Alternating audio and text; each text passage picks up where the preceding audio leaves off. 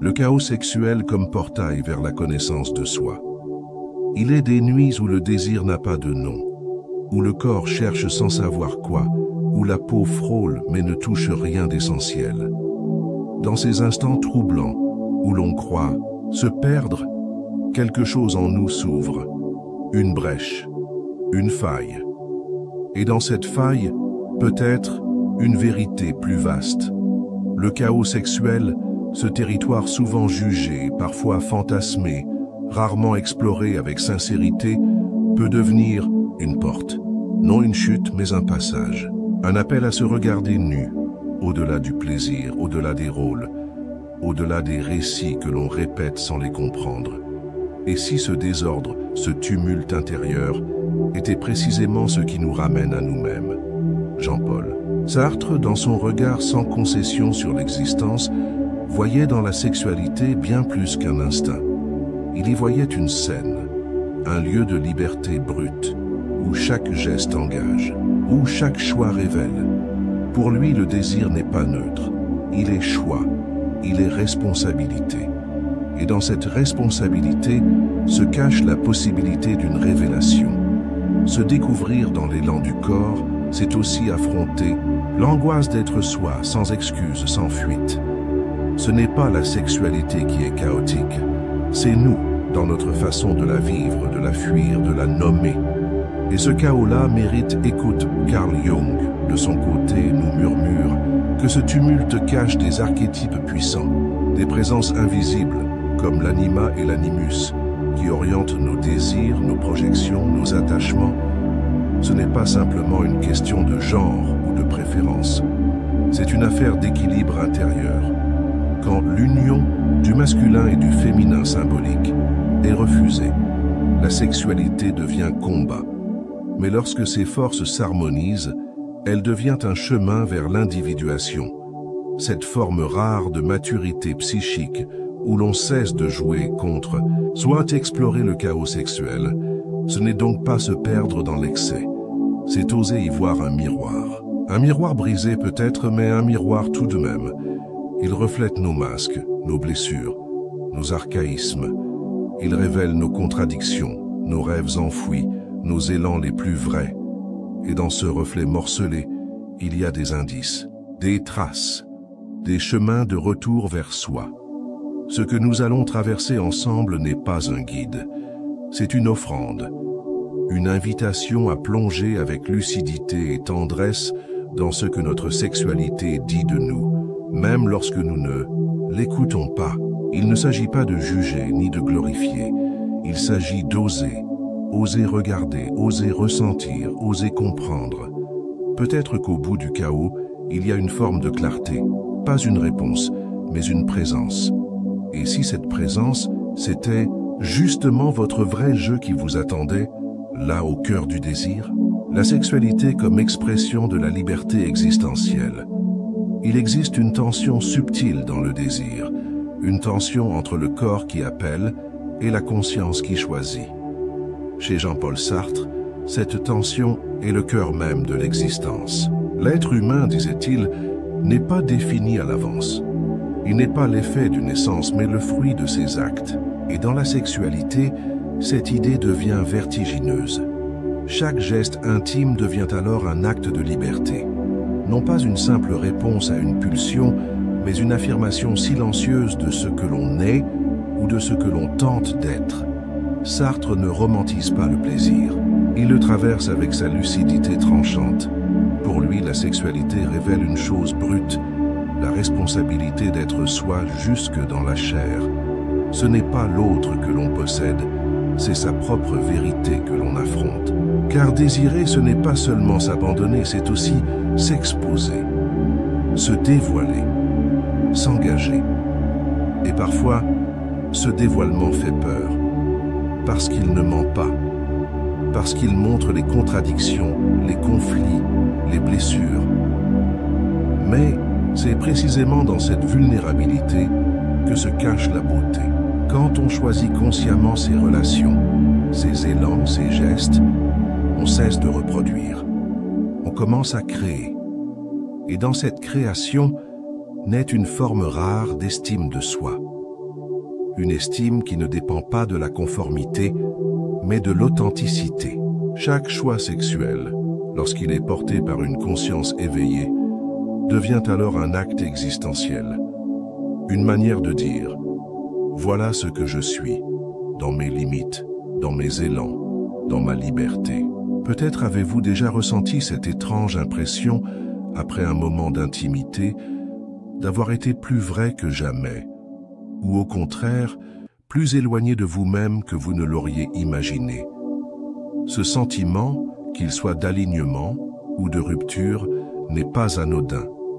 Il parle, il témoigne, il vous appelle à écouter.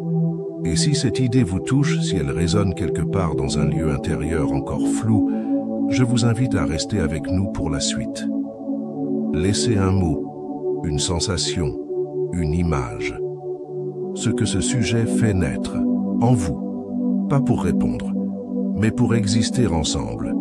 Car plus nous sommes nombreux à explorer ces zones sensibles avec délicatesse, plus nous tissons un espace où la liberté peut enfin respirer. Archétypes et voyages sexuels dans l'inconscient. Parfois, le désir que l'on croit personnel parle une langue bien plus ancienne. Une langue qui ne nous appartient pas tout à fait, mais que nous répétons malgré nous. Carl Jung, dans sa profonde écoute de l'âme humaine, nous invite à entendre les murmures de l'inconscient collectif à travers nos relations intimes. La sexualité, dans cette perspective, n'est pas seulement une quête de plaisir ou de lien. Elle devient un théâtre intérieur où se jouent les forces archétypales de notre psyché. L'anima, archétype du féminin en l'homme. L'animus, archétype du masculin en la femme. Ces présences ne sont pas des stéréotypes. Elles sont des polarités, des énergies, des voix qui habitent notre inconscient. Quand elles sont rejetées ou ignorées, elles sabotent nos rencontres, projettent des images idéalisées sur l'autre, créent des attentes impossibles. Mais lorsqu'elles sont reconnues, intégrées, elles transforment la sexualité en passage initiatique.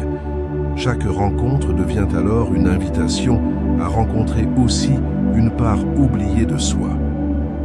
Ce voyage intérieur n'est pas linéaire. Il est souvent chaotique, flou, traversé d'ambiguïté. Il demande patience, écoute et parfois solitude. Mais il est fécond, car en rencontrant son anima, un homme ne devient pas moins masculin. Il devient plus entier. En reconnaissant son animus, une femme ne renonce pas à sa sensibilité. Elle y ajoute la force de direction. Et dans cette union intérieure, quelque chose s'apaise. Une tension se relâche. L'amour cesse d'être combat ou fusion. Il devient échange, présence, dialogue entre polarités. Des personnes ayant traversé ce chemin témoignent souvent d'une chose simple et profonde. Ce n'est qu'en regardant en face ce qui les dérangeait dans leur sexualité qu'elles ont découvert leur vérité. Une vérité parfois inconfortable, mais toujours libératrice. Il ne s'agissait pas de changer qui elles étaient, mais de cesser de jouer un rôle. Et cette chute du masque est souvent le début d'un amour plus vrai. Et vous, avez-vous déjà perçu dans une attirance ou une répulsion l'écho d'une part de vous que vous ne connaissiez pas encore? Un mouvement de l'âme qui demande à être vu, senti, compris. Si ce sujet vous éveille, si une image, un souvenir, une émotion surgit, vous pouvez l'écrire. Ici, dans cet espace qui n'est pas une vitrine, mais un miroir. Chaque commentaire est un fragment d'un inconscient, collectif qui cherche à se réunir. Ensemble, sans honte, sans éclat, juste dans la vérité de ce que nous découvrons, un pas après l'autre. Le nihilisme actif est la transformation des valeurs sexuelles. Il arrive un moment où les mots que l'on emploie pour parler du désir ne disent plus rien, où les normes que l'on suit sans y penser deviennent trop étroites, où l'on sent que l'on joue un rôle appris, récité, mais vidé de sens. Nietzsche appelait cela le nihilisme, non pas une simple absence de foi, mais une fatigue des anciens repères. Et dans cette fatigue, une ouverture.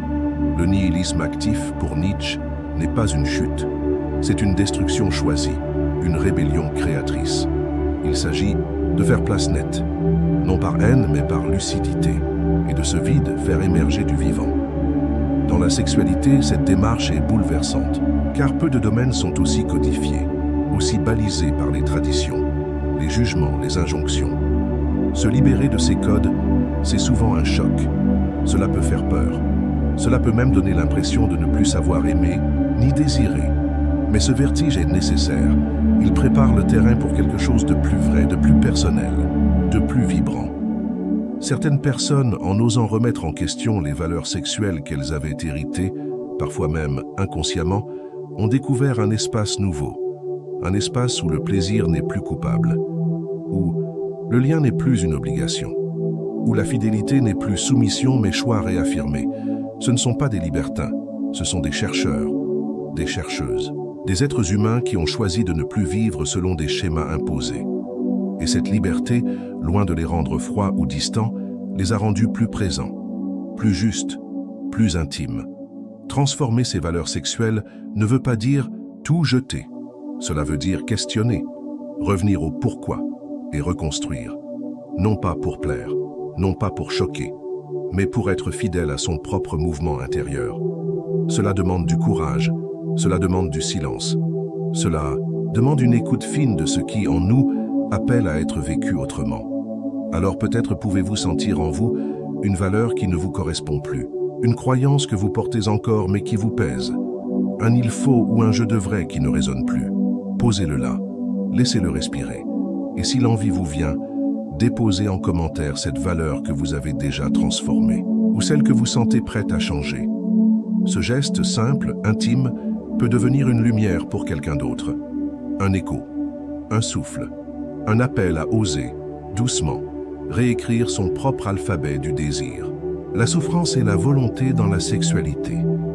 Il y a dans le désir quelque chose d'intranquille, une force sourde, ancienne, qui pousse et qui consume. Schopenhauer appelait cela la volonté, cette énergie irrationnelle qui traverse l'existence et dont la sexualité est l'expression la plus crue, la plus impérieuse. Pour lui, le désir sexuel n'est pas un jeu ni une légèreté. C'est un appel viscéral, souvent douloureux, qui nous place face à notre impuissance à être satisfait durablement. Ce n'est pas le manque qui nous fait souffrir, c'est l'illusion que l'objet du désir pourrait enfin combler ce manque. Dans cette vision radicale, la sexualité devient tension permanente. On désire, on obtient, on se lasse, et le cycle recommence, toujours, encore, jusqu'à l'épuisement. Et pourtant, dans cette boucle, quelque chose peut se voir, quelque chose peut se comprendre, car ce n'est pas le désir en lui-même qui blesse. C'est notre manière d'y répondre, de s'y accrocher, de s'y identifier. Plus on se confond avec ces pulsions, plus elles nous dirigent. Plus on les observe, plus elles deviennent langage, signal, message. La conscience, ici, devient un outil de transmutation, non pas pour réprimer, non pas pour nier, mais pour écouter autrement. Il ne s'agit pas de devenir ascète, mais de sortir du pilotage automatique, un souffle, une pause, une attention fine, portée au mouvement intérieur, au moment même où il monte. Et déjà une autre possibilité émerge. On ne devient pas moins vivant, on devient plus habité, plus ancré, plus lucide. Certaines pratiques, empruntées au zen ou à la pleine conscience, permettent cette réappropriation douce du désir. Pas comme ennemi, pas comme tyran, mais comme miroir. S'asseoir avec son agitation, regarder s'enfuir, respirer, au cœur même de l'envie, et découvrir parfois qu'au-delà de la pulsion se cache un appel à l'unité, une soif de lien, de fusion, de retour à soi. Avez-vous déjà ressenti cela? Ce moment fragile où le désir vous traverse sans vous emporter, où vous sentez sa force mais choisissez de le regarder sans le nourrir. Ce moment n'est pas une victoire, c'est une ouverture. Et dans cette ouverture, l'espace d'une liberté nouvelle. Si vous le souhaitez, vous pouvez partager une sensation, un mot, une image de ce que ce sujet réveille en vous. Pas pour expliquer, juste pour être là. ensemble dans cette écoute lente du feu intérieur qui cherche parfois simplement à être reconnu. L'authenticité et la responsabilité dans la vie sexuelle. Il existe une manière d'entrer en lien où chaque geste pèse, non par peur, mais par présence, où le corps n'est plus un refuge, ni une arme, ni une preuve. Il devient simplement ce qu'il est, un langage. Et chaque mot de ce langage engage. Pour Jean-Paul Sartre, la liberté humaine est inséparable de la responsabilité. Être libre, ce n'est pas tout permettre, c'est tout assumer. Et dans la sexualité, cette idée prend une intensité rare, car ce que nous faisons de notre désir dit quelque chose de profond sur ce que nous acceptons d'être. Être authentique sexuellement, ce n'est pas tout révéler, ce n'est pas tout permettre, c'est choisir d'aligner l'élan et l'intention, le plaisir et le respect, le fantasme et la vérité. Cela demande un dépouillement intérieur, un dépouillement des stratégies de séduction, des automatismes de conquête, des attentes irréalistes. Cela demande de se tenir nu, non pas dans la peau, mais dans la parole, dans l'accord intime entre le corps et la conscience. Assumer. Ces choix, c'est reconnaître que l'on ne peut plus rejeter la faute sur les autres, ni sur les circonstances, ni sur le passé. Chaque lien que l'on tisse, chaque intimité que l'on ouvre, chaque frontière que l'on trace ou que l'on franchit est un acte créateur. Et dans cette création, il y a parfois des erreurs, des blessures, des regrets. Mais il y a aussi toujours une possibilité de transformation, de réparation, de réinvention. Certaines personnes découvrent cette authenticité dans la solitude, d'autres dans la relation, d'autres encore dans l'effondrement d'un modèle ancien. Peu importe le chemin, ce qui compte, c'est le retournement intérieur, ce moment précis où l'on choisit de ne plus se trahir, même doucement, même par omission, ce moment où le oui devient plein et le non nécessaire. Et vous avez-vous connu ce basculement, ce moment discret mais puissant où vous avez senti que vous étiez en train de vous respecter, peut-être pour la première fois, dans un choix intime?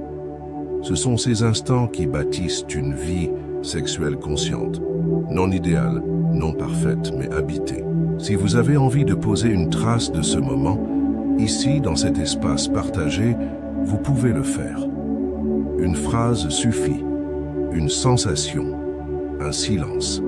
Et ensemble, nous continuons ce tissage d'authenticité fil par fil, geste après geste, jusqu'à retrouver dans la peau même une forme de vérité. Intégrer le chaos sexuel dans le chemin du soi. Au terme de cette traversée, quelque chose demeure. Un souffle, un frémissement intérieur, une sensation presque imperceptible, mais tenace, celle d'avoir touché un fragment de vérité. Ce que nous avons appelé ici chaos sexuel n'est pas une menace.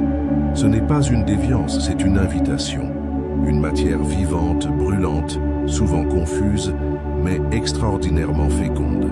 En elle se cachent les contradictions qui nous habitent, les blessures que l'on croyait oublier, les élans que l'on n'a jamais osé suivre.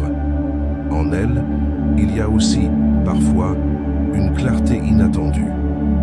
Sartre nous rappelle que dans chaque choix, aussi intime soit-il, se loge une forme de liberté.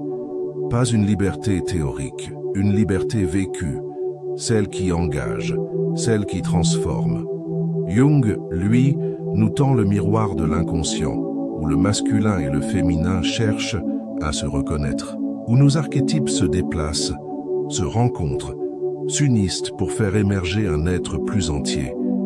Nietzsche, avec son feu radical, nous pousse à détruire les croyances mortes pour faire place à des valeurs que nous avons choisi de porter. Et Schopenhauer, enfin, nous offre la lucidité d'un regard sans phare sur la douleur du désir, mais aussi la possibilité d'un apaisement. À travers eux, une même voie se dessine, celle du retour à soi. Pas à un soi figé, mais à un soi en mouvement, en tension, en métamorphose.